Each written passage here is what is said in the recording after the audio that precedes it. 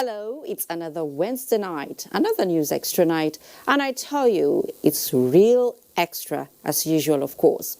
Security, they say, is everybody's business, and it's about time everybody realizes that. As governors of the North Central Zone have realized it.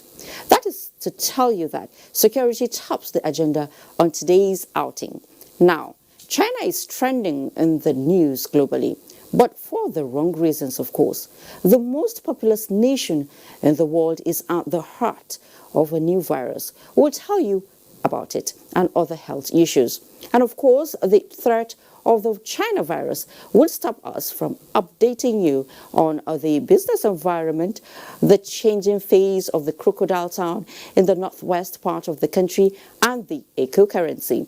I'm not forgetting sports and an update on Thursday's weather forecast. Be sure to keep a date to know whether it is going to be cold, warm, or hot in your area. That's about the size of today's pudding. So let me serve you, as the taste of the pudding is in the eating. I am Fatima Umar Buba, and this is News Extra.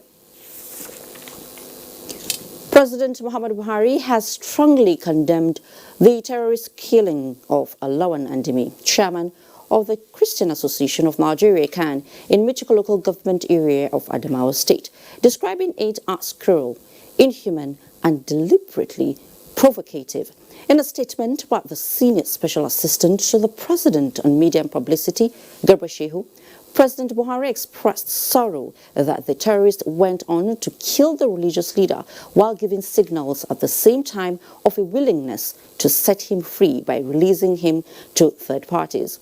President Buhari consoles the Christian community all over Nigeria, the government, and also the people of Adamawa State and the bishop's family over the sad loss of the man of God, and assures that terrorists will continue to pay a heavy price for their actions and would comprehensively be defeated by the armed forces.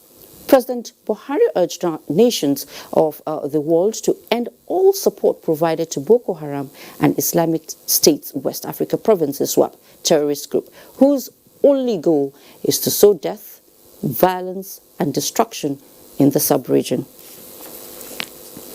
In the meantime, the Northern Governors Forum has condemned the alleged gruesome murder of Reverend Lawan Andimi, who was the local council chapter chairman of the Christian Association of Nigeria (CAN) and also a pastor with the Church of the Brethren (EYN) at the District Church of Michiko Adamawa State by terrorist group. In a statement, chairman of the Northern Governors Forum and Plateau State Governor Simon Lalong described the act as yet another sad tale of the inhuman activities of the terrorist group, which is bent on unleashing sorrow in the hearts of Nigerians.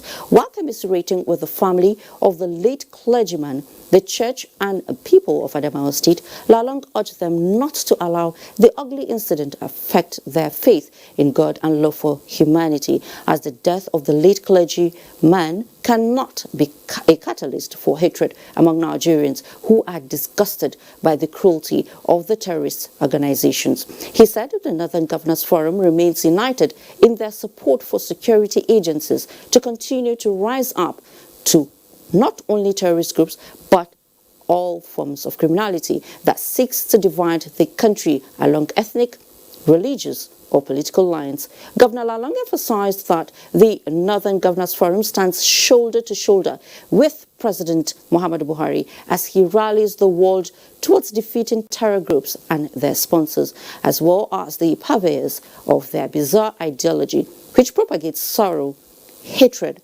and pain on innocent persons in the name of religion and other claims.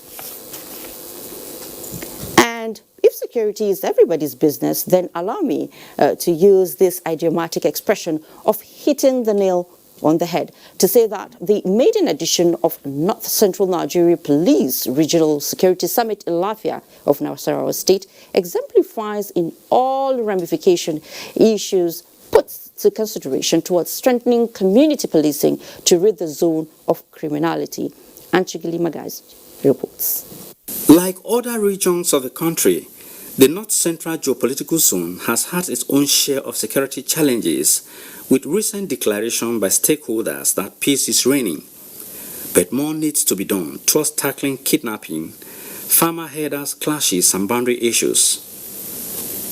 It is for this reason chief security officers and governors of this region came together to engage the people on the way forward. This summit will enable us to interact and exchange valuable ideas on the security issues concerning the region. It will also avail me the opportunity to update the delegates on the community policing strategy already in place by the Nigerian police to mitigate the security challenges. This summit will in no doubt provide us with an ample opportunity in the zone to share experiences, appraise and recommend appropriate measures on the security situation for the country. This whole process should be all-inclusive to involve everyone. At a summit of this nature, research findings from the academic could also prove useful. The security environment in the states, in the North Central Zone and the FCT, is characterized by volatility, uncertainty, complexity and ambiguity, with serious consequences for the internal security of the country. It is expected that some of the flashpoints in the zone will start experiencing respite as participants start implementing some of the strategies they shared in this place. In Lafia, Achigili Magaji, NTA News. And Plateau State Governor Samuel Lalong has expressed deep sadness over the distressing video allegedly released by the Islamic State West Africa province showing the purported execution of a student hostage from Plateau State, Mr. Ropeville Dachia Dalep. Outraged over the alleged murder of Dachia, a 22-year-old student of biology education in University of Maiduguri, who was said to have been abducted on Thursday, January 9th, 2020, near the Borno State capital. Governor Lalong described the heinous act as one that is aimed at provoking sentiments and leading to perceived hatred for people based on religion and origin. Lalong said the narrative of the terrorist must never be allowed to fester and cause disharmony among Nigerians, as the doctrine of the infamous group is not only misplaced but clearly a merchandise of evil.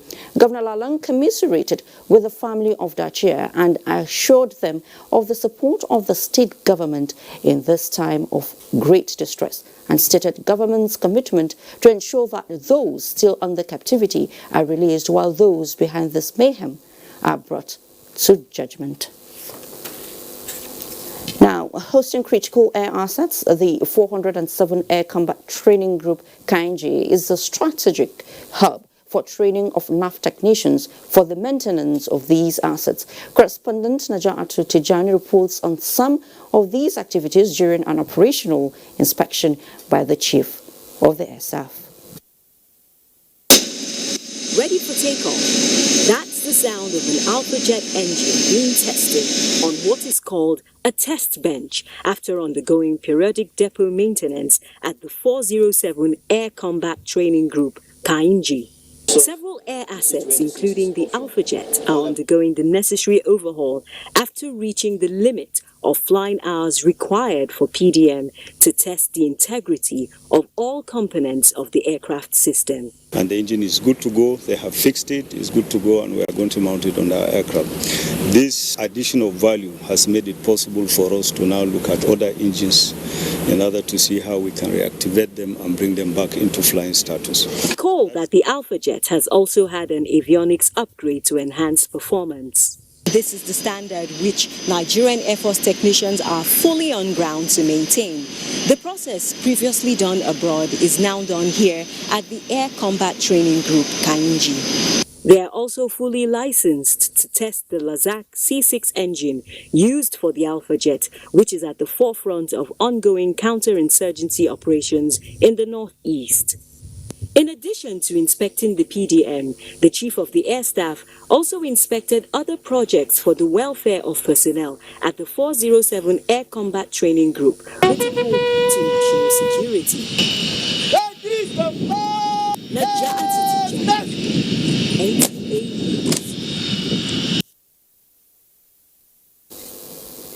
Thank you so much, Najatu, for that. Now, Nigerians right now will be agreeable to anything that will promote peace. peaceful coexistence and religious harmony. Well, the Interfaith Dialogue Forum for Peace wants the federal government to establish a Ministry of Dialogue and Reconciliation to build on the gains recorded in fostering a country free from religious crisis. This is a fallout of the forum's third annual General Assembly and Peace Conference in Abuja. Kelvin Ebunai has the details. The dominant theme in the discussions is that those who hide under the banner of religion to cause crisis are simply criminals and must be treated as such. Understanding this fact, the discussants say, will help Nigerians to forge a common front against religious crisis and work for peace. Already, there are various policy instruments for peace and reconciliation in the country. How to translate these instruments into a concrete program of action is what the forum believes a ministry can fast-track. And it is very easy for the rich Muslims and the rich Christians to get together as friends and then divide the poor Muslims and the poor Christians so that they can continue to agree. The problem of religious practice in Nigeria, we must admit, is the failure of genuine acceptance and mutual respect by the adherents of our two main religions. We have partnered with the African Union, creating a unique advisory mechanism for religious leaders to voice their concerns and opinion about priorities of the African Union policymakers. The speakers also want the government to tackle the challenges of unemployment, poverty and illiteracy, which have no religious coloration and are the biggest threats to peace. Peace, forgiveness and reconciliation are essential elements in building a harmonious society, but none of this is achievable without dialogue. In Abuja, Kelvin Ebunai, NTA News. Sure, dialogue is key, Kelvin. Now, the movement from one political party to another, known as defection, is a major characteristic among Nigerian politicians. The practice usually trends during electioneering. And in this report, Salihu Abdullahi examines the reason for this phenomenon and its impact to the nation's democracy.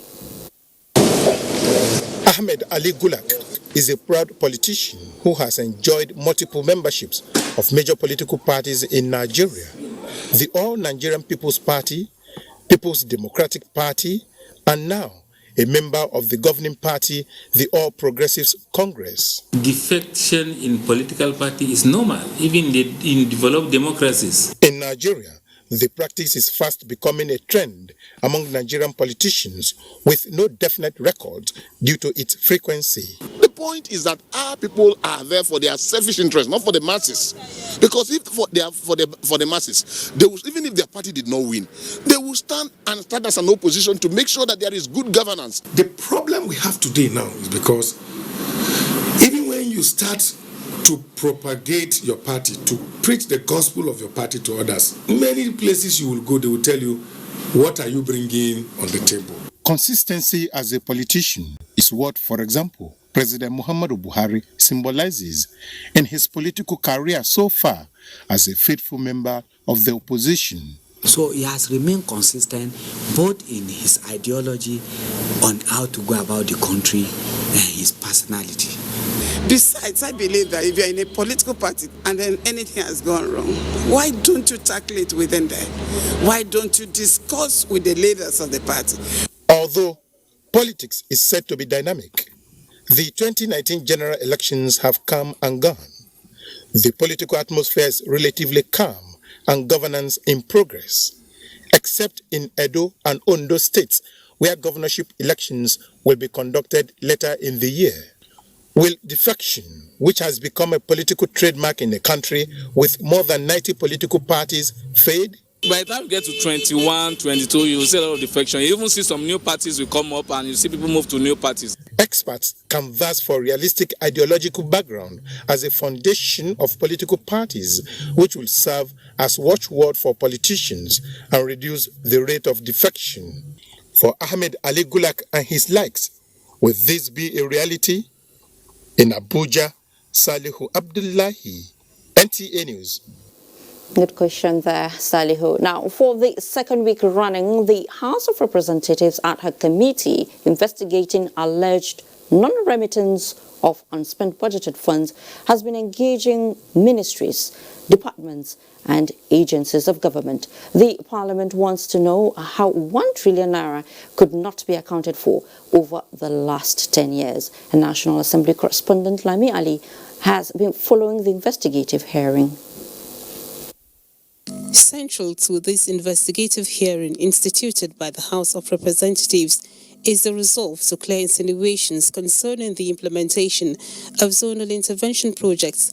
Such projects are facilitated by lawmakers and cited in their constituencies, but executed by MDAs. The allegation is that we just put up some fake projects there to embezzle, to take taxpayers' money away. And the money is not given directly to any member. It is with the MDAs, ministries and departments. The National Council for Arts and Culture and Federal University of Technology, Minna, made submissions before the committee. We make sure that we touch every part of this country in our project, and we touch on skill acquisition.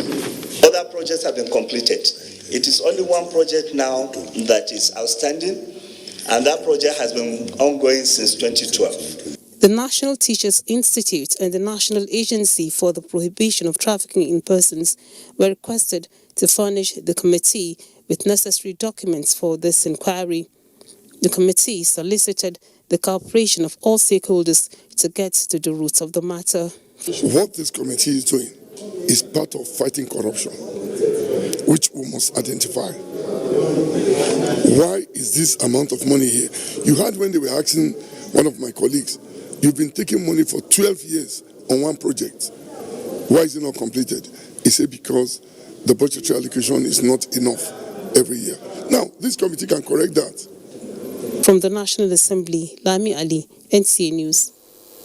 In a democracy, the legislature is very, very key for obvious reasons. That might be the subject for another day. But for today, let's look at the efforts of the training arm of the legislature, the National Institute for Legislative and Democratic Studies, NILS, to give the younger ones knowledge of the least understood arm of government. Bemwe will tell us more on the annual quiz competition designed to improve legislative knowledge in these young ones. Which government agency has the constitutional powers to register and deregister political parties in Nigeria? A. Federal Character Commission. B. Independent National Electoral Commission. C. Independent Nigerian Electoral Commission. D. National Identity Management Commission. B. Final answer. B is correct. This is how public and private schools in the FCT have been slogging it out annually at the annual quiz competitions organized by NEEDS. The 2020 edition, which is the 5th, was held in 8 centers across the FCT, with at least 10 schools participating in each. At this center, GSS Jabi came first, with GSS Piakasa and Ladela schools coming first and second runners-up, while GSS Gwarimpa came first with Olunmawu School, Wuse 2, and GSS Garuki coming first and second runners-up at GSS Jabi Center. This is not our first time, this is actually our 12th time. The one in the National Assembly, I can promise myself I will try by all means to hold that cup there. I actually came here for the first prize, for the first position, but unfortunately it's not this year.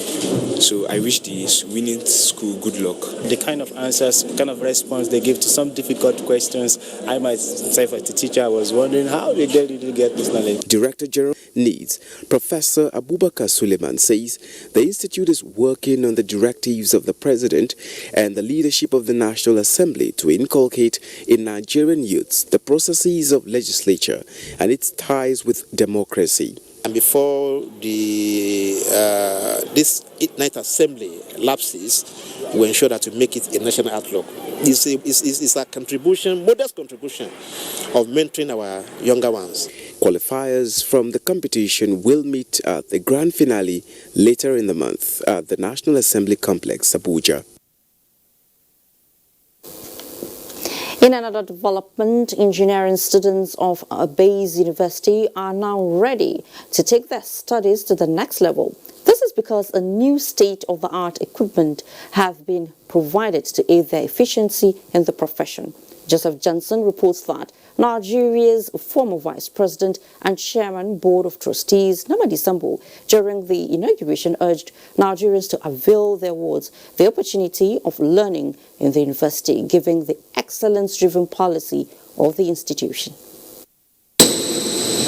Every engineering student needs a place like this to not only practicalize what is being taught in a lecture hall, but to also innovate and bring to bear his imaginative skills towards solving one need or the other in the society. Lucky for Bayes University engineering students, this is now open for them to use. This is my final year project. It's the delivery drone. I designed it and fabricated all the parts on it, and I can demonstrate to you. So, the drone is there. The facility was inspected and inaugurated by Chairman of the Board, Namadi Sambo, after a closed-door BOT meeting, the first for the year. I've seen today that we have a world-class engineering equipment for the benefit of our students in various sectors of engineering: electrical, mechanical, oil and gas, electronics, IT engineering, communication. This is very impressive, and I want to say to Nigerians that Bayes University today is the best university for your child to study engineering in Nigeria. From now on, with this facility, you don't need to send any child out of Nigeria. We have the full facility, we have the personnel, and this is a great thing. Delivery, installation, and commissioning of this wave of engineering and environmental sciences equipment for Bayes University means yet a major milestone. We've taken the university to a level that is, I believe, next to none in Nigeria at present, because of the breadth and the currency of what we have, and the opportunity for first-class training for students, and equally importantly, for collaboration with industry. With this, Bayes University hopes that knowledge will be gained and shared, even as the board plans to also build a teaching hospital to cater for the medical needs of Nigerians and learning experience of its students. Joseph Johnson, NTA News. To a bit on security now, the Assistant Inspector General of Police Zone 2 has paraded some suspects behind the alleged disappearance and subsequent murder of a high-profile businessman, Ignatius Adunukwe, in Lagos. Joseph Moses brings us up to speed on the level of investigations. Ignatius, who was into estate development, was contacted by the suspected killer, Daniel Ibeji, for a transaction to the tune of 900 million naira. Mr. Ignatius left for a meeting with Daniel on the 1st of December 2019, which was the last day he spent on earth, as Daniel and his 3 other conspirators forced him to sign the property document and later snuffed life out of him in a gruesome manner. His remains was packed in a bag dumped in a bush behind the hotel, as later discovered by police investigations. It was the address, the advert on the board, yes, in this property. It wasn't an online thing. So I think the security of the house now called him that someone is interested, and that was how he ordered the person to give me his contact. Then we talked. So his visit to Lagos, to Abuja, we met, then he came to Lagos. It was in Lagos the gruesome attitude took place. The late Ignatius Adunukwe never had a premonition of the lurking danger ahead of him. He drove himself to the point of death. The 4 suspects had confessed to committing the crime. Asked what prompted him, that is the principal suspect to be heartless. Bob, a native of Ogu in Enugu State, said it was lost for money. The conspirators, according to the AIG, will be charged to court in Lagos. Jesuton, Moses, NTA News. And the arraignment of a former Attorney General of the Federation and Minister of Justice, Mohammed Bello Adoke, and 6 others has been delayed due to the inability of the prosecution to serve other defendants in the matter. Aliu Tukur reports.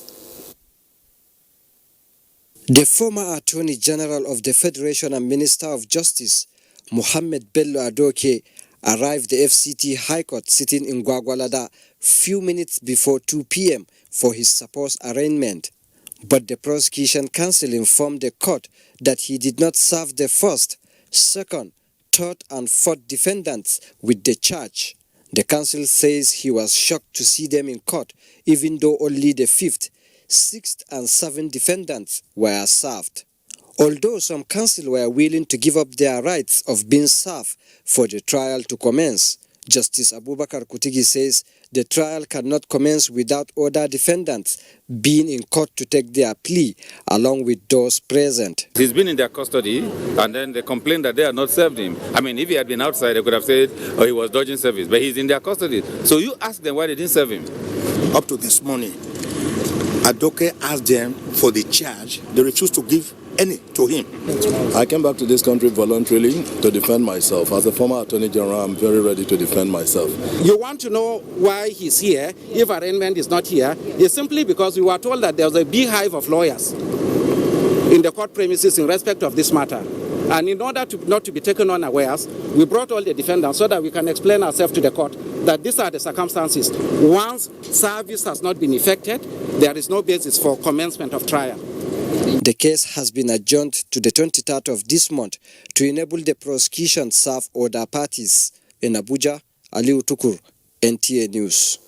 Thank you, Aliu. Now, health, they say, is wealth, but currently faced with the challenges of Lassa fever and the threat of the coronavirus. What else can we do than to be up and doing with the roles expected of us? Provide Nigerians with the right information towards health and safety. So stay tuned for our lineup on health after this time out. Enjoy yourself, young woman. Don't go borrow somebody. Be nice. You're welcome. Please, where's the restroom? We're just going to your right. Thank you. I follow.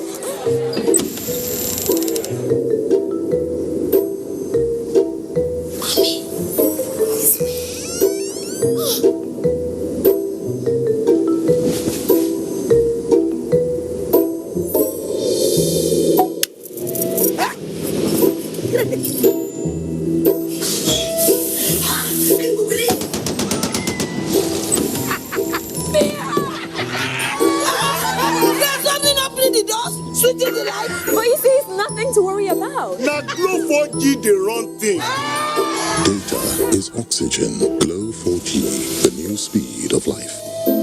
Your #1 4G network nationwide. The very best from Glow, the grandmasters of data.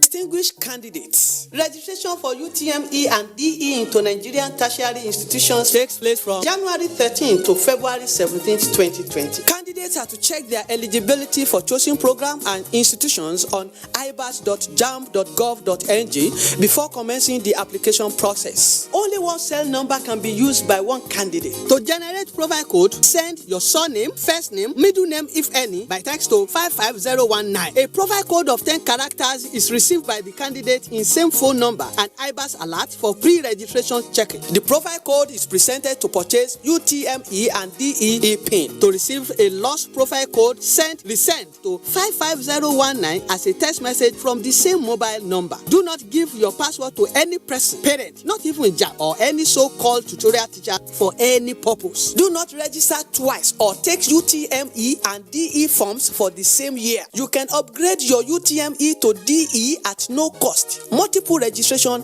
is not allowed. In the event of any error during the registration process, seek correction from JAMB. DE registration closes same day with UTME and there will be no date extension. Pay only approved prices by JAMB. JAMB, enhancing academic excellence. Enjoy up to 20% off prices in the Airtel Home Broadband Yuletide promo. Get an Airtel router for just 19,999 naira and the Airtel MiFi for just 9,999 naira. Promo lasts till January 2020. Visit any Airtel shop or dealer outlets for this amazing offer. More data, more you. Reliable home broadband by Airtel, the smartphone network.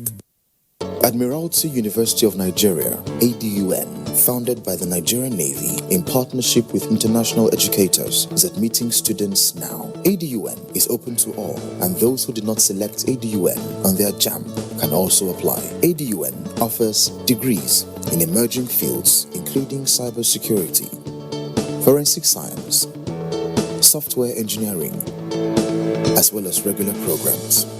Exchange programs allowing students to complete part of some degree programs at partner universities overseas. Industry skills to make its graduates globally competitive. Apply online now at www.adun.edu.ng. Email admissions@adun.edu.ng. Admiralty University of Nigeria. Excellence in education. This is beautiful.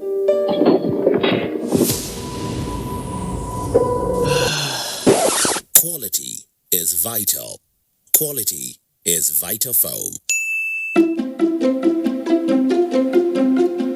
Hello, honey. Hey, baby. Wow. Those guys are good in bed. What? Yes, we're good in bed. Hurry now to any Vitafoam accredited dealer nationwide or visit us online on www.vitafoamng.com to place your order today. Vitafoam, the fine art of living.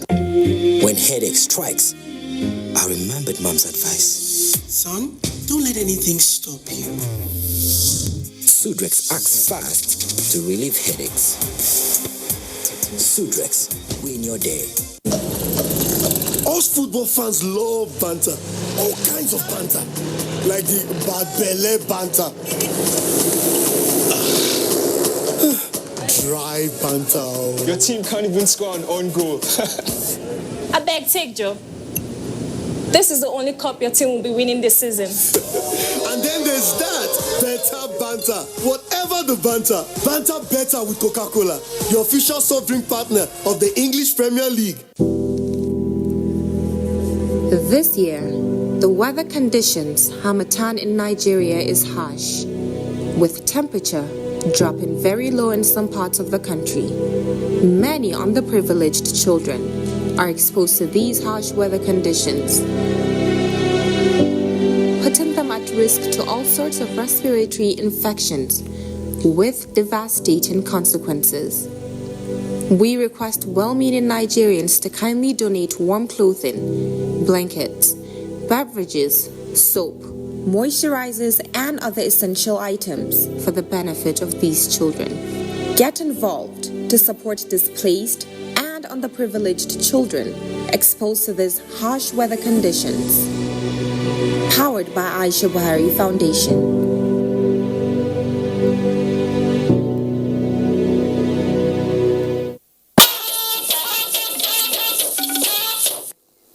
Good to have you back on News Extra.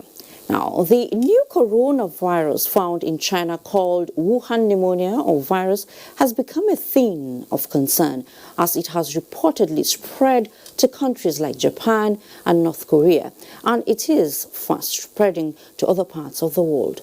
In view of the fact that Nigerians are highly mobile people, and as you are aware that diseases know no borders, the question that readily comes to mind is how prepared is Nigeria towards ensuring that the coronavirus does not spread to its shores? What precautionary measures exist in that regard? And remember Ebola? Well, Basi Ita Ikpan was out to get answers to this, and this was what she brought back. Men around the world have always struggled to stop the spread of viral diseases, from the deadly swine flu, which struck the globe in 2009, to ongoing attempts to stem the tide of Ebola in West Africa, and the coronavirus, called Wuhan pneumonia that is currently wreaking havoc in China. The virus was first identified in the central Chinese city of Wuhan. It is said to have infected more than 300 persons and has spread to at least 4 other countries. More worrisome is the fact that China's National Health Commission has confirmed that the Wuhan coronavirus can be passed from human to human, putting even the medical staff and other caregivers at risk. What are the things Nigerians should know about this virus? Our quest to get more answers, we had to visit the Nigerian Center for Disease Control, where we met with the Director General. Coronavirus has same symptoms as cold-causing viruses and can be transmitted by touching an infected person's hand or face, or by touching things such as doorknobs that infected persons have touched. The Nigerian government is not leaving anything to chance at ensuring that the disease does not spread to the country. I have with me the Director, Port Health Services, to give us an update of what the federal government has on ground. As you can see, we have the thermal scanners, so you can actually walk through without knowing you're being screened, or you're being screened on the camera.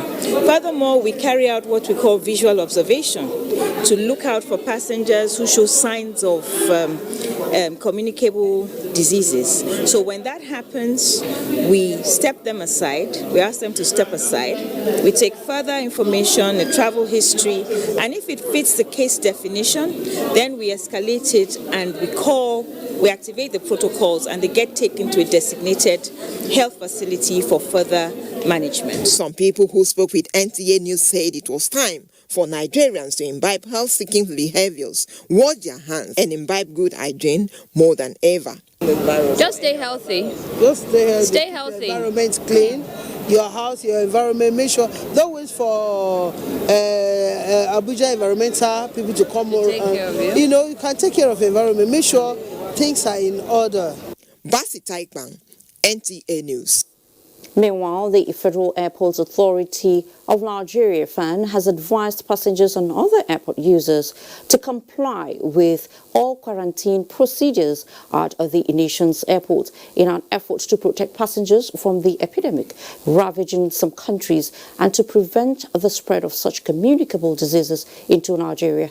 The alert is as a result of a deadly virus known as coronavirus, which broke out in China and has since killed 6 people, with over 400 others already infected. The virus is highly communicable and has already spread to border countries like Japan, Thailand, and South Korea.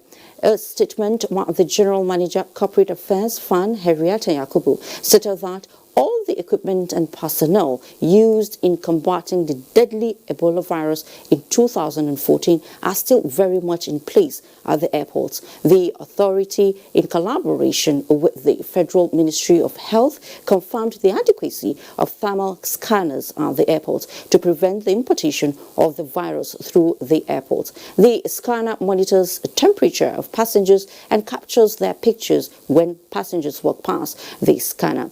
It registers their temperature, and if too high, they are pulled aside for observation.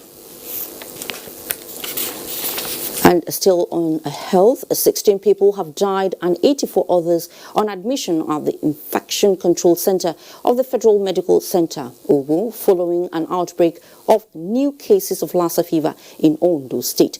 In this report, Olubukola Adowu takes a look at efforts at tracking for the spread of the disease.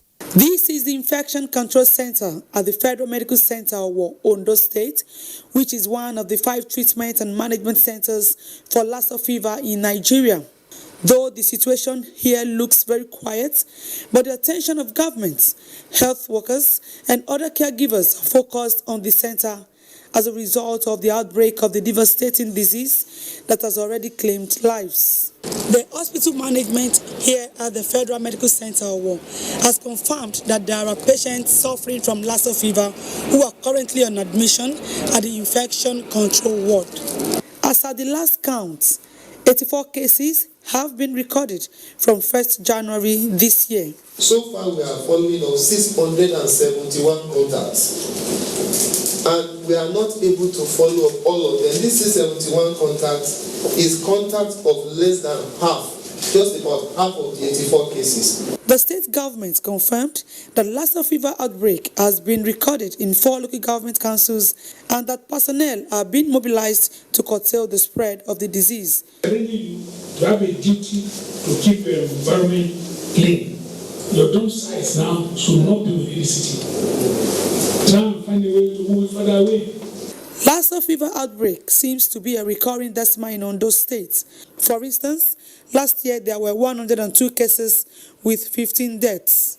Lassa fever, which is transmitted via contact with food contaminated with rodent urine, can be curbed with good hygiene. When we dispose of our waste, we need to make sure that the ones within the dust bin or the refuse bin in the home has to be properly covered, and then when we do it outside, we need to do it properly in the sense of putting it in designated bins outside, or making sure that they are picked up on time and then disposed of properly. One of the strategies Ondo State is contemplating is to increase health awareness and provide information to the public on how to avoid contacting the virus. In Akure, Olubukola Aduwo, NTA News. Thank you, Olubukola, for that update. And now to talk more on this issue, we have Dr. Chikwe Ihekwazu. He's here with me in the studio. He is the Director General, Nigeria Center for Disease Control. It's good to have you on News Extra tonight. Thank you very much for having me. Well, West African countries, we've been on our toes because of the reoccurrence of the Ebola virus. Now we are faced with this coronavirus right from China. What does this portend? You see, I think the first thing to give Nigeria credit for was the response to the Ebola outbreak a few years ago that led to the establishment of the Nigeria Center for Disease Control. So we now have a parastater with a core responsibility to prevent, detect, and respond to infectious diseases in Nigeria. So we've been working on a whole series of infectious disease outbreaks over the last few years, increasing our capacity to deal with them. So right now, this is really the time to be grateful for that investment in our country. So now you have a new virus, a completely new virus that has emerged. It's a coronavirus. It's a family of viruses. Some of them cause a very severe illness, but this particular one, from everything we've seen at the moment, causes fairly mild to fairly severe, but the number of deaths from cases has been very low. So I wouldn't actually describe it as a deadly virus because we've had 6 deaths from 400 cases. But it is new. There's a lot of new information we're learning every day about the virus, about how it's transmitted. Initially, we thought it was just transmitted from animals to humans, something we call zoonotic transmission. But over the last few days, colleagues have established that there's some human-to-human transmission possible. So what we are doing as a center is really working with our partners, with WHO, with the Africa Center for Disease Control, and all other partners in order to prepare ourselves to learn as much as we can on this new virus in order to provide Nigerians and experts here on the information that they need to control this new disease. But Doctor, what precautionary measures should Nigerians take? We earlier said that Nigerians love to travel. We are mobile. We're always here and there for businesses and pleasure. So what do you think the precautionary measures we should take, to prevent this from coming in? So the first thing we did once this outbreak was recognized, we'll call a multi-sectoral meeting. We call it an emergency operations center, pulling together all the relevant partners. So there was just a report by FAN. But critically, our major partner in this regard are called the Port Health Services. So we've worked with the Port Health Services, given them the information they need. And with that, they have strengthened screening at the point of entry. This is the thermal screening. If you have a fever, then you're pulled aside and asked like the ones questions. at the airport. Yes, but the key question is whether you have a travel history to that district in China. So all the cases in all the countries you mentioned have all had a travel history to Wuhan district in China. So at least at the moment, that is critical. So are you ill? Have you visited that district? And and then we can start looking further. Now, what we will advise Nigerians is basically two things. Firstly, there are two groups of Nigerians that are most at risk: those going and those coming back. If you're going to Wuhan or anywhere in China for now, we would ask you, please go on, but don't avoid contact with wild animals, with markets where animals and food is sold, seafood and all of that. Please avoid those environments completely. For those coming back, if you do have respiratory symptoms, from anything from catarrh, cough, to actually some form of early stage pneumonia and fever, please, when you come into the airport, do let the port health authorities know that they're for you. And if you don't have a fever, the other thing to remember is not everyone has a fever at the beginning. So you might get infected, come in without a fever, and then develop a fever subsequently. Then please let NCDC know. On our website you find a toll-free number, and we will arrange for a sample to be collected and a diagnosis to be confirmed. But the key thing, the travel history to that part of the world, is the most critical information in making a significant diagnosis at the moment. Well, you've said a lot, Doctor. Yes, we've fought Ebola, and then we won, and now we don't hope, or we're not hoping that this would come to Nigeria. But what is Nigeria's level of preparedness? We're talking about a response now. So many people. When we talk about high risk of importation of the virus into Nigeria because of how mobile our people are. So you talked about that. You talked about Nigerians traveling and coming in. So what would you say, for example, what if it comes in mistakenly? Yeah. So Nigerians may not know, but there are a group of people working 24/7 every day of the week doing this work. So are you saying we should just rest a mind? No, I'm saying that firstly, you should trust government institutions, the NCDC, our partners, state public health teams. We actually do have a group of people that have the expertise, firstly to make the diagnosis, secondly to respond. But the other thing is, listen, infectious diseases, there's no magic bullet. We all have a responsibility around prevention. Your own personal hygiene, washing your hands, making sure you carry out respiratory hygiene, covering your mouth and your sneezing and all of that, making sure your environment is clean. So there's a lot of personal responsibility that really got elevated during the Ebola response time that we need to reinstate during a time like this and maintain, not only when we have an outbreak. Not only when we have an outbreak. I actually wanted to talk about, the health-seeking behavior of Nigerians. Like you said, we have, this, I would say, behavior of, okay, when it's here, we'll try as much as possible to curb it, but we cannot prevent it. So, what would you say Nigerians should do? Or you, as the Director General now of Disease Center for Disease Control, right? So, as the DG, and as the organization, what would you do? Would you sensitize people now out there? Would you go to places, marketplaces, to sensitize people? Because so many people don't know about this coronavirus. So at the moment, what we need to do is general information. I wouldn't go into the market square yet, because to be honest, people are dying of other infectious diseases. Every day we work hard to prevent cases of cholera, meningitis, Lassa. These are real diseases that we are facing and our organization faces every day. So we will continue advising Nigerians to work across the whole spectrum. If we have a new infectious disease, we'll use what we've learned over the last few years to implement a response. But really, the three things really is, you talked about health-seeking behavior. The other thing is about a lot of our habits. Whenever in Nigeria, many of us have a fever, we think we're all doctors, so everyone can make we can make a diagnosis of malaria, and things like that, and start jumping on pills. So we've been preaching to Nigerians to listen. Not every fever is malaria. There are many other things it can be, and we have the test to make that diagnosis, but you have to give us the opportunity to do so by testing before you treat. And that way we can say, okay, is this malaria? And then go ahead and treat for it. If it's not, then we start looking for one of those other causes of fever and manage that. So there's a lot we need to do collectively as a society to reduce the spread of infectious diseases.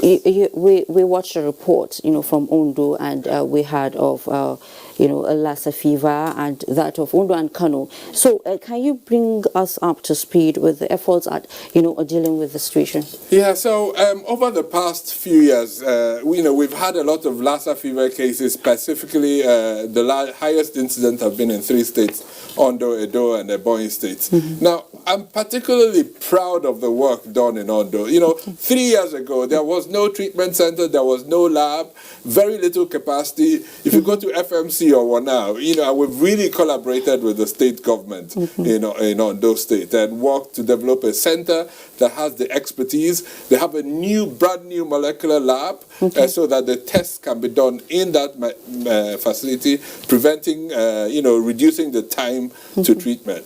So from the beginning of the year, there's been a real surge in Owo, and we're all working together to manage it. But I'm very confident on the team in Owo.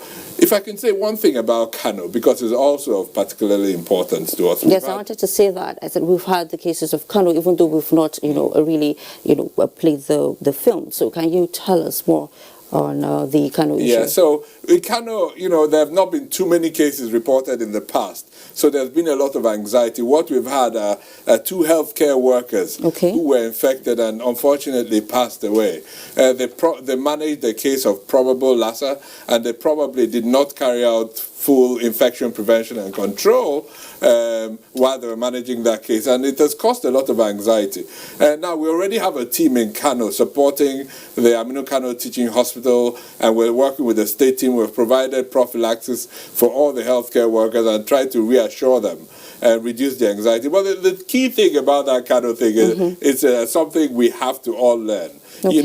Every doctor has to use universal precautions when they manage patients. So when you talk about universal precautions, I don't really... The basic thing you need to know is doctors must wear gloves. There are simple things. Let's just use gloves.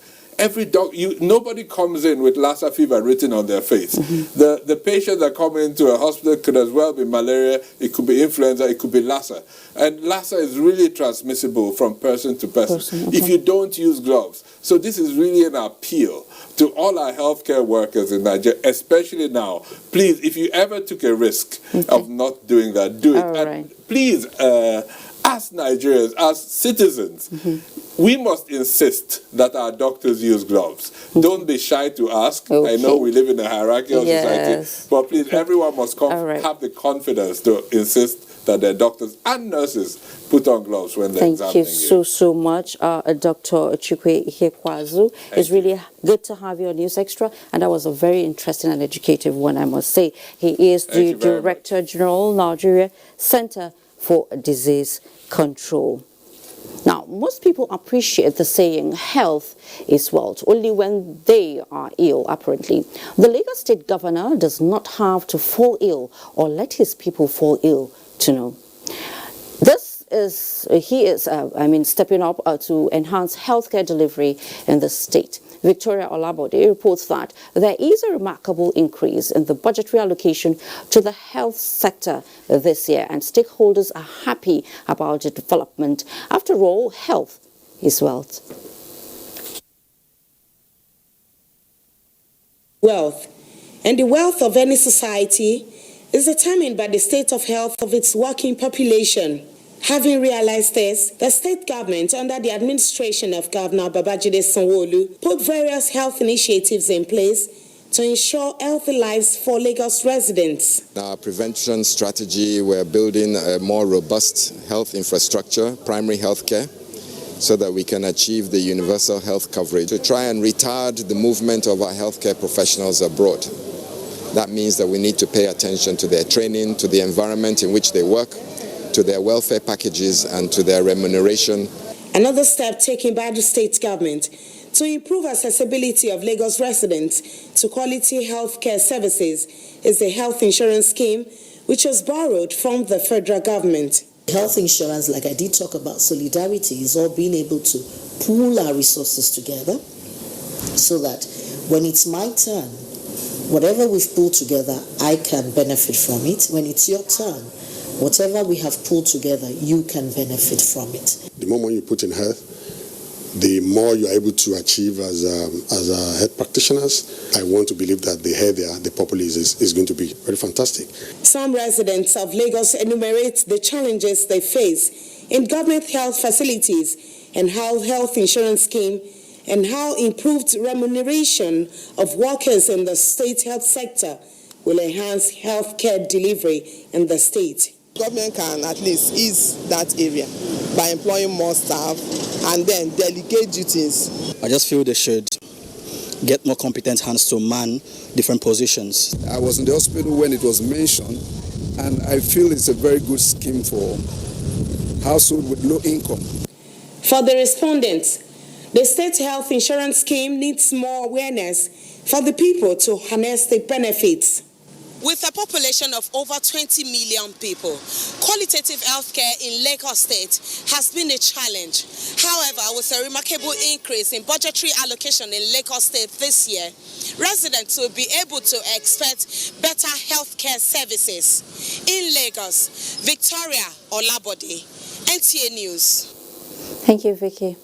When News Extra returns, you will get to find out about an agricultural produce that makes a town in Kebbi State thick with all its health benefits and economic viability. I tell you, my cooking is never complete without that vegetable. Please stay with us. When headache strikes, I remembered Mom's advice. Son, don't let anything stop you. Sudrex acts fast to relieve headaches. Sudrex, win your day.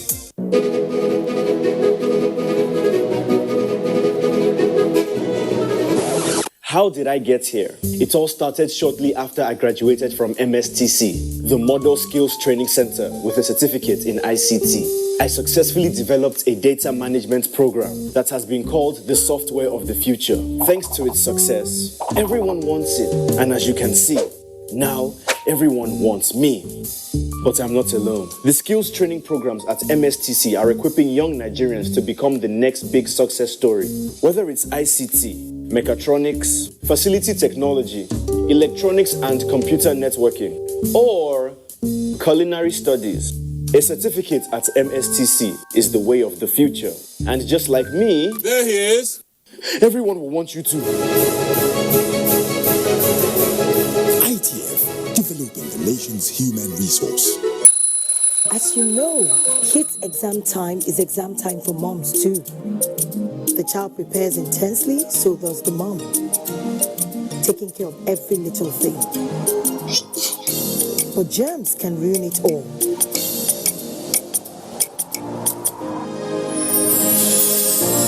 What if he falls ill on his exam day? Every single day is important for kids. That's why they need Dettol soap. It protects from up to 100 illness-causing germs. Everyday protection, everyday Dettol. 65 grams, now 150 naira. When be saying now today or 4 days when my girls won't come visit and I need to come go expire. Oh, my guys, they can't follow me watch this match. I must not fold the hand. Babe, what's happening now? Sorry to disappoint you, but my subscription don't expire. The match is not on my GoTV package. Now your holla be that. I beg, give me your phone. Look, I show you how you go take do it for my GoTV app for your phone. Life is so much easier with my GoTV app. Make payments, clear error messages, change your package. You can also check your due dates and keep abreast of your payment history. With the corner,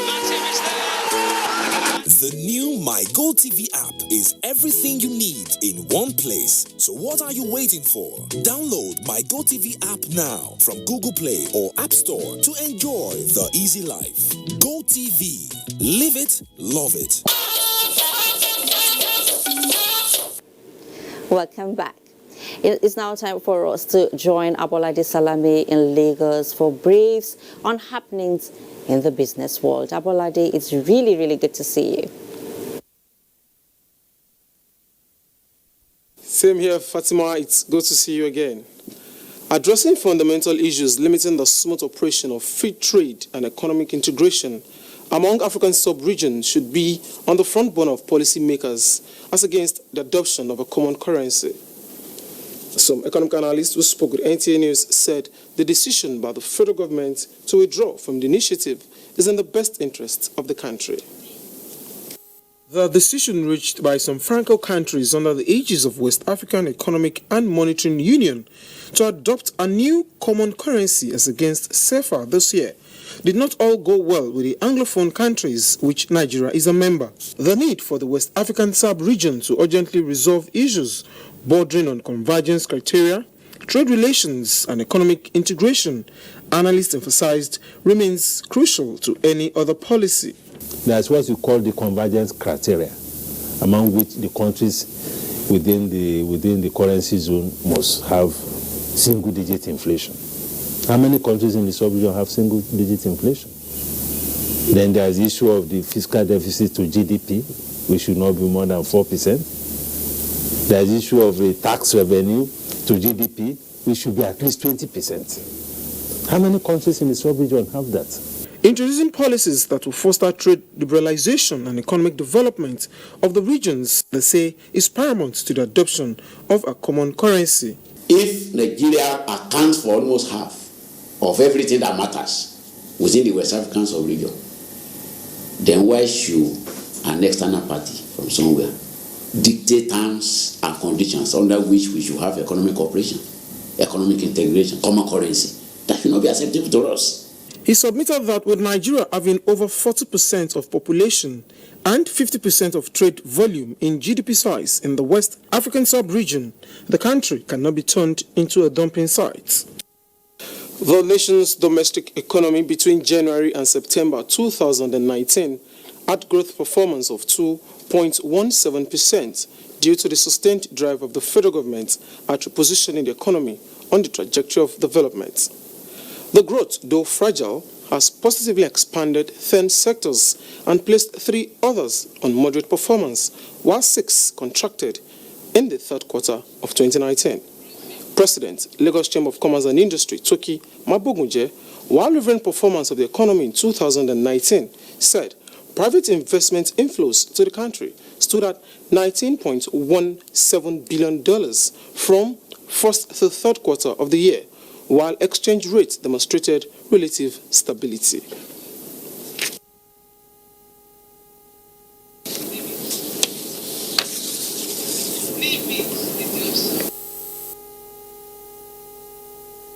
We have improved on ease of doing business. When I look back over the space of 20 years, where we are now is not where we were in year 2000. But needless to say, there's always more that can be done. We're talking about improving infrastructure. We're talking about more consistent government policies. We're talking about a better framework around monetary policies. These are many of the things that can be done to address these issues. Effort of the federal government in pursuing a more developed economy in the year 2020, called on the government to focus more on infrastructure development with a view to encourage more foreign direct investments. And now let's talk a bit of equities. The bull could not pull its weight at the close of stocks midweek, thereby depreciating by 0.02%. Here are details of today's trading. Trading of stocks nosedived into the red territory as the market recorded sell-off of big cap securities and profits taken by investors. Volume of shares traded stood at 315 million, valued at 3.6 billion naira, which exchanged hands in 4,392 deals, with an all-share index of 29,458.21 basis points, and a market capitalization of 15.1 trillion naira. Boasment, UBA, and UBN had a good outing, while on the flip side, Julius Berger, Flour Mill, and Nascon declined in figures. Most sectors, however, had good trade as NSE banking, industrial, insurance, and oil and gas finished in the green, appreciating by 0.13%, 0.41%, 0.86%, and 0.36%, except for the consumer goods sector that closed in the red, depreciating by 0.22%. It's back to Fatima in Abuja for the rest of the news. Good evening.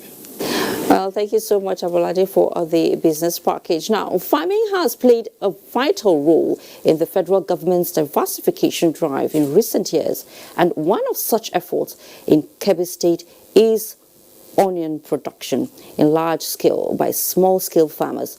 Abdullahi Umar was at Aleru Onion Market in Kebbi State and reports that onion farms and marketing can make a significant impact on the revenue generation drive of government. Aleru, a town in Kebbi State, largely derives its popularity from the onion business activities. It is known as a major onion producing and marketing town within the country and beyond. For a newcomer to Aleru, it is simple to identify the predominant occupation of the people of the community, as youth and elders of the town are seen engaging on various onion value chains, which has prevented people of the area from youth restiveness. The Aleru Onion Market is said to be the biggest, not only in the northwest, but in the entire country. Aleru local government has become synonymous with onion production and attracts people from different parts of the country to Aleru town. Before the reconstruction of this market, Aleru local government has never realized anything more than 2 million naira as a revenue per annum. But with the reconstruction of the market, the first year, Aleru local government was able to realize over 20 million naira as a revenue within that period of onion marketing. At Aleru Onion Market, every blessed day, over 40 trucks loaded with onion leave to other parts of the country. The price per bag can go as high as 30,000 naira and as low as 4,000 naira. With support from the government to the farmers and marketers of onion, the economy of the nation will witness a significant improvement. It is the best in the African, Central and West Africa. The state government and the federal government to assist the farmers and marketers of this association, it will they will try to get more work to other people. Recently, the federal government through the Anko Borrowers program with some financial institutions met with the onion farmers and marketers in Aleru on modalities for financial support to the business chain, which is expected to begin soon. From Aleru Onion Market in Kebbi State, Abdullah Umar Ilalu, NTA News. Now, thank you so much for that. You know, that's an ingredient, like I told you, that I can do without. The federal government says it will use the ongoing United Nations World Tourism Organization's International Tourism Trade Fair feature to market the forthcoming Arugungu Fishing Festival to global investors. Information and Culture Minister Lai Mohammed stated this on the sidelines of a feature in Madrid, Spain. Anthony Forson reports. In the last 40 years, Madrid, the capital city of Spain, has remained the host city of the International Tourism Trade Fair, otherwise known as FITRO. The tourism fair has remained a global meeting point for professionals and the leader for source markets of Latin America. It has also remained the privileged forum for the global tourism industry and business tool that encourage and promote business contacts and agreements. At this year's edition, with a focus on Africa, African ministers alongside other dignitaries were hosted to a dinner by the King of Spain, Felipe VI. He formally said, "Welcome," in a warm handshake. Then spoke on the place of tourism on global economy. The Madrid Declaration on Tourism in the 21st century incorporates the political, economic, social, employment and cultural dimensions of tourism into the context of the goals of the 2030 Agenda. Information and Culture Minister Lai Mohammed said FUTO 2020 will give Nigeria the opportunity to market one of its rare festivals. The Arugungu Fish and Koi Festival is the only one of its type. We're talking about a festival which encompasses virtually every aspect of the cultural lives of our people, from boating to traditional wrestling to durbars and to competitions between different age groups in different cultural areas. But the unique thing about Arigu, fishing and cultural festival is that it's the only one we know in the world today where fishing is actually encouraged through the traditional, fishing methods, especially, using one's hands to catch fish. So we are here also to propagate and also market the Argungu fishing festival. He also said the many giant strides the federal government of Nigeria has taken in developing tourism will also be brought to the fore. There is a conscious effort all over the world today to see how we can redirect this spend, these resources to the rural areas. And this is one of the major attractions of this particular feature.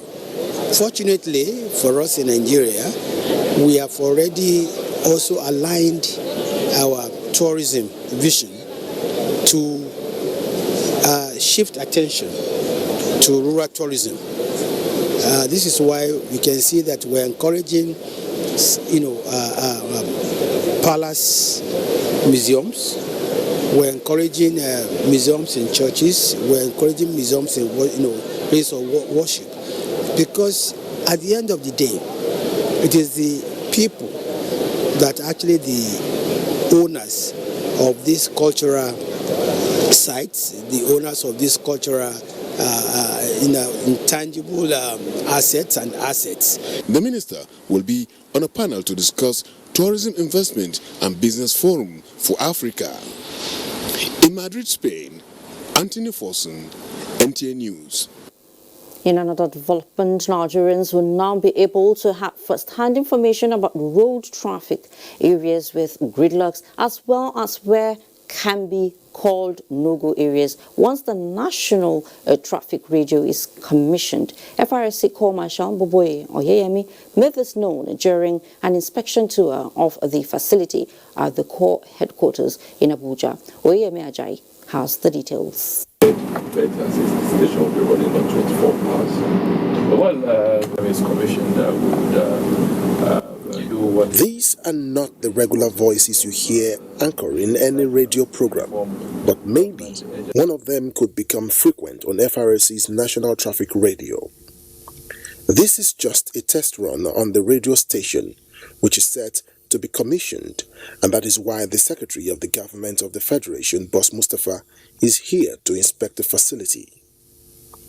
The establishment of the radio station becomes necessary in order to create more awareness on road traffic crashes, and the SGF is of course gladdened by this initiative. People should get to know that the fatalities we have from road crashes are extremely high. It's competing with all other indices, probably much higher than what we think, because they don't get all the reports. So there is a lot of advocacy work that needs to be done, educating the public on the ethics of road use, ensuring that your vehicle is properly serviced. This year we want to lay emphasis more on enforcement and education and enlightenment, because with that, I think we're going to get the desired results. Statistics reveal that road traffic crashes comes 8th in terms of global fatalities ranking. In 2018, World Health Organization puts road traffic deaths at 1.35 million, with the figure rising by the day. Records from Nigeria road crashes indicate that this contributes immensely to the global figure, and so it becomes pertinent for drastic action against the problem, which the Corps is trying to achieve through adequate awareness. In Abuja, Oyeyemi Ajayi, NTA News. Good news there from Oyeyemi Ajayi. Now, so far so good. And as you know, good governance manifests in so many ways, including infrastructural development. So when we come back from the break we're about to take now, you will get to see the changing face of Kaduna and the concerted effort that is fast changing the story of the second Niger Bridge. I'm Deputy Comptroller of Customs Joseph Atta, the spokesman for the joint security exercise. Over a period of time, either through indifference or deliberate non-compliance to the ECOWAS protocol on transit of goods by our neighbors. The Nigerian Customs Service have been raising this issue. MOUs were signed severally. They were broken as soon as they were signed. We've seized over 32,050 kg bags of rice, and that is a huge impact. And then the fact that the coming in of this foreign rice has been completely shut down. We've gone around, we've received testimonies of farmers who, before now, found it difficult to sell one truck on a market day. These people say it now that those who could not sell one can now sell up to 20 trucks.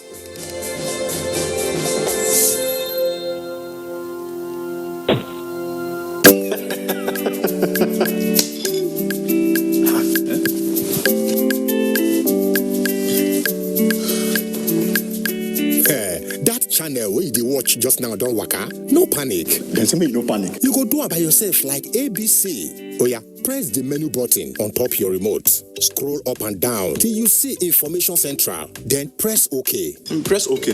Check the signal strength and quality. If the signal strength and quality pass 70, make you press the exit button, go back. Go advanced options, then choose installation, then go to reset and press OK. Yeah, press OK. Wow, now you self fit catch all those channels will be one miss road by yourself. Yes, make your groove for no loss. You see as I do am, Abi? And I see as I do am. Go TV, live it, love it. And I see as we do am. Nigeria is our country, and it's the only country we have. Irrespective of religion, tribe, the heroes of our past did their best to take Nigeria to where it is today. It will be unfortunate, I repeat, unfortunate, absolutely, if we don't keep Nigeria intact. We must put our differences behind. We must let everybody know that human beings cannot live together without some differences.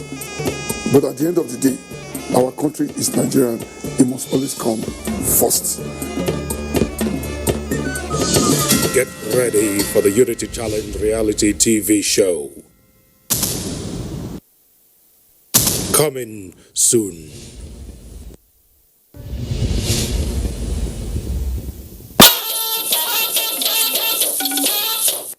Thanks for staying. Kaduna, the administrative nerve center of the defunct Northern Nigeria, is going through a facelift of a lifetime and fast evolving into a mega city. Abdullahi Mohammed takes a look at the old and new Kaduna. The impression of the central city of Kaduna to many may revolve around its architectural wonders of the 60s and 70s, which dot one of its most vibrant highways, the Ahmadu Bello Way. If you are one of those in that school of thought, then this story will open your eyes to the new realities unfolding in the Croc City, as Kaduna is fondly called. What greets you in every corner of the city today is a massive overhaul of the road network that links the defunct administrative center of northern Nigeria. This development may be hurtful to some at the moment, but it's an amazing development to these children whose only barrier was their school fence. The building blocks of some iconic structures like the Durbar Hotel and a bit of Ranchers Bees Stadium have gone under the hammers and graders, all in the process of a metamorphosis to a mega city. But that is not where the real face of the new Kaduna surfaces. It lies a few minutes' drive across the river Kaduna to the west side of the city, and it is known as the Millennium City. On thousands of hectares of land spring up various kinds of housing projects meant for the high and low. Suppliers of building materials work against all odds to cash in, while the scavengers have a field day on the remains of the stumbling blocks, digging up precious metals. This may at the end turn out to be likened to Manhattan in New York City or the Silicon Valley, where dreams are fulfilled. In contrast to that, Adamu Suleiman of Kakura village sees this development shattering his dreams. He said the projects have encroached into his grazing and farmland, leaving him and other families in the village confused. We want government to help relocate us to another place to build houses. Adamu may remain confused at the moment, but developers at the new Kaduna are certain of their payback. And what the eyes can see unfolding as a result of these developments is the difference made in the lives of many. The multiplier effect of this development can only be imagined. Activities in one corner of the city is just a tip of the iceberg in measuring the impact. Many hands are being taken off the street, and the impact in Naira and Kobo can only be told in another story. In Kaduna, Abdullah Muhammad, NTA News. You said it all, Abdullah Mohammed. I can't wait to see Kaduna when it's done. Now, reality on ground has shown that the much-desired second Niger Bridge is no longer a dream, as appreciable level of work has been put into the project. Like they say, seeing is believing. So, Ekene Ndulwe visited the project site, and here is his report. The piers are almost completed and incremental launching of the bridge deck is going on in earnest. It is basically a beehive of activities here at the Asaba end of the second Niger Bridge. With metal and concrete works moving simultaneously at the project site, the bridge is gradually taking shape. Of note is the completion of the Okwamakom Bridge, which is one of the secondary bridges at the Asaba end of the project. Dredging, casting, and sand filling works were all visible as the project supervisor assured us that work will continue unhindered as a result of the availability of funds. At the Onitsha end of the project, cantilever balance works have already commenced for the construction of the bridge deck. The second Niger Bridge, which has the completion date of February 2022, is designed to ease traffic on the already existing Niger Bridge and also open up the rural communities along its right-of-way. Oh, this project is one of its kind. There have not been any project like this. Everybody who is sensible must like this project. The job is going successfully since from the beginning.